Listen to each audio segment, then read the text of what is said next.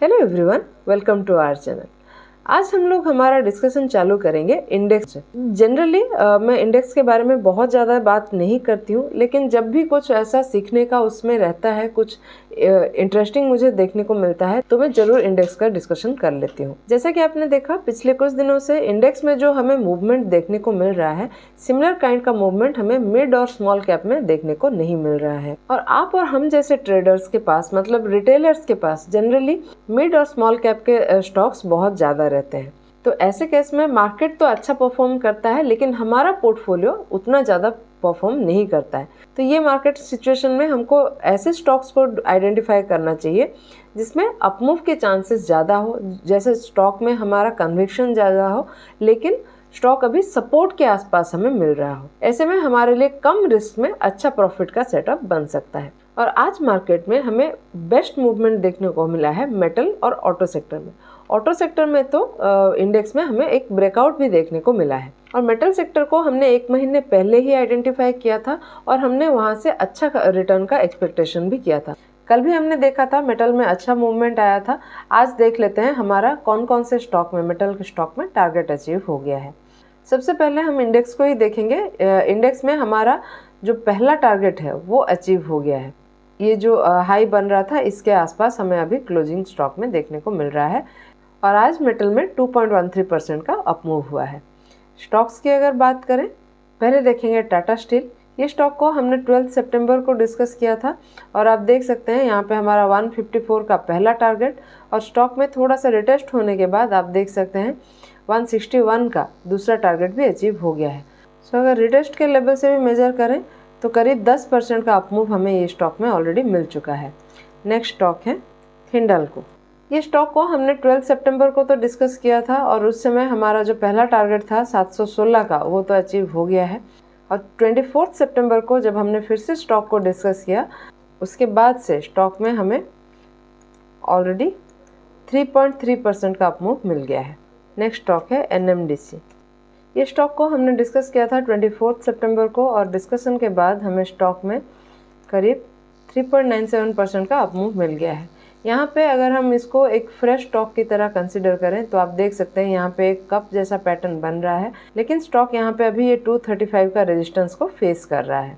तो इस लेवल से एक स्ट्रॉन्ग अगर ब्रेकआउट हमें मिलता है और स्टॉक यहाँ ये ब्रेकआउट को सस्टेन करता है, तो यहाँ पे फिर से एक फ्रेश एंट्री प्लान किया जा सकता है, और उस केस में हमें काफ़ी ऊपर के, मतलब 287 तक के टारगेट आराम से मिल सकते हैं।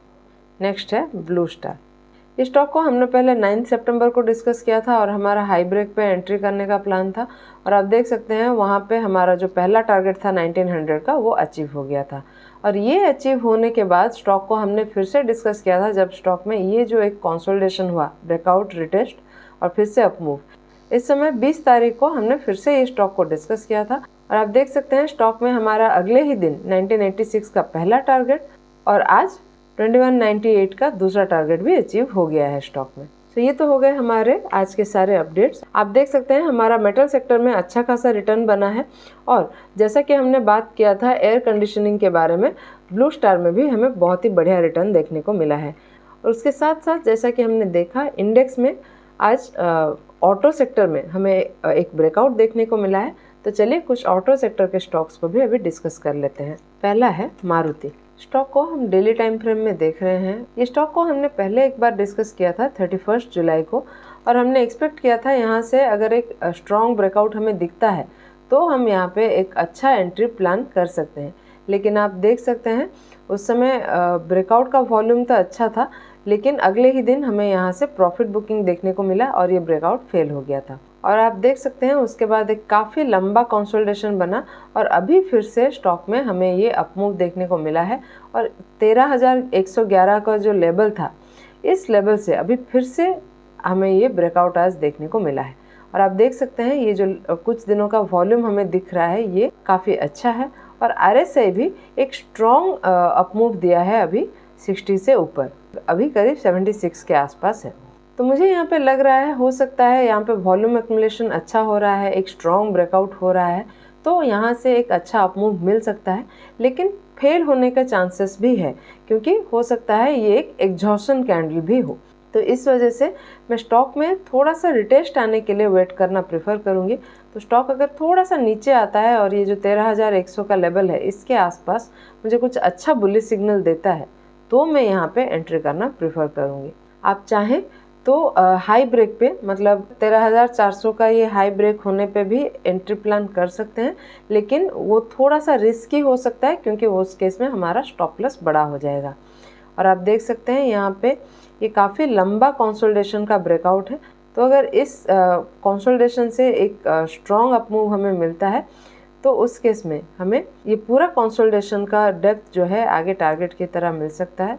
तो अगर इसको हम प्लॉट करेंगे रेजिस्टेंस के ऊपर, यहाँ पे करीब 14,775 14,775 का हमें यहाँ पे टारगेट मिल सकता है।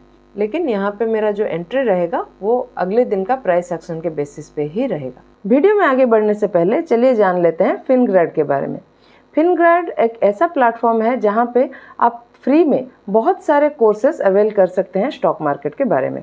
यहाँ पे आप कोर्सेज में जाइए और आपको बहुत सारा कोर्स का ऑप्शन मिल जाएगा और आप फ्री कोर्सेज में अगर जाते हैं उसके अंदर आपको बहुत सारे वीडियोस मिल जाते हैं जहाँ से आप फ्री में बिल्कुल भी एक भी पैसा पे किए बिना आप अच्छे से स्टॉक मार्केट के बारे में सीख सकते हैं। जैसे यहाँ पे एग्जांपल में कैंडल स्टिक के बारे में है, फिर ऑप्शन ट्रेडिंग के बारे में है, फिर वैल्यू इन्वेस्टिंग के बारे में है। ऐसे बहुत सारे कोर्स आपको फ्री में मिल जाते हैं। और ऐसा नहीं है कि फ्री में है तो आपको 5-10 मिनट का वीडियो मिलेगा, आपको काफ़ी लंबे लंबे डिटेल्ड वीडियोस भी इसमें मिल जाते हैं 3-4 घंटे। और अगर आप इसको फ्री में अवेल करना चाहते हैं तो डिस्क्रिप्शन बॉक्स में हमारा लिंक है, उसके थ्रू जाके आप ये कोर्स को अवेल कर सकते हैं। यहाँ पे आपको सब्सक्रिप्शन का भी ऑप्शन मिलता है। आप पेमेंट करके सब्सक्राइब करके आप और भी इन डेप्थ अगर नॉलेज लेना चाहें वो भी कर सकते हैं। नेक्स्ट स्टॉक है संवर्धना मदरसन। स्टॉक को हम डेली टाइम फ्रेम में देख रहे हैं और आप देख सकते हैं ये स्टॉक को हमने पहले भी एक बार डिस्कस किया 24 मई को और वहाँ पे हमारा काफ़ी अच्छा टारगेट अचीव हुआ 205 के लेवल का। और उसके बाद फिर से ये टारगेट अचीव होने के बाद हमने ये स्टॉक को डिस्कस किया था 28 अगस्त को, जब स्टॉक में ये ब्रेकआउट के बाद थोड़ा प्रॉफिट बुकिंग हो रहा था। उस समय हमने हाई ब्रेक पे एंट्री करने का प्लान किया था। वहाँ पे भी आप देख सकते हैं हाई ब्रेक के बाद हमारा फिर से टारगेट अचीव हुआ है और स्टॉक में ये डबल बॉटम जैसा स्ट्रक्चर बना के ये अप मूव किया है और हमारा 206 का जो ऑल टाइम हाई का टारगेट था वो भी यहाँ पे अचीव हो गया है। तो आज हम इसको फिर से डिस्कस कर रहे हैं क्योंकि यहाँ पे हमारा जो ऑल टाइम हाई का लेवल था 208 का, उससे आज हमें ये ब्रेकआउट देखने को मिला है। और आप ये भी नोटिस कर सकते हैं आज का वॉल्यूम अच्छा है और RSI भी कंटिन्यूसली 60 से ऊपर ही चल रहा है। तो यहाँ पे हमारे जो ऊपर के टारगेट्स थे वो अभी इंटैक्ट हैं। तो अभी अगर स्टॉक में थोड़ा सा डिप हमें मिलता है तो फिर से यहाँ पे एक अच्छा एंट्री का पोजीशन बन जाएगा। उस केस में 244 का हमारा टारगेट यहाँ पे अचीव हो सकता है। नेक्स्ट स्टॉक है गोपाल स्नैक्स। स्टॉक को हम डेली टाइम फ्रेम में देख रहे हैं और आप देख सकते हैं स्टॉक में हमारा जो ऑल टाइम हाई का लेवल था 393 का, इस लेवल से हमें आज स्टॉक में ये स्ट्रॉन्ग ब्रेकआउट देखने को मिला है। और आप ये भी देख सकते हैं आज का जो वॉल्यूम है ट्रेडिंग का काफ़ी अच्छा है और पिछले कुछ दिनों में स्टॉक में हमें वॉल्यूम एक्यूमुलेशन भी अच्छा खासा दिख रहा है।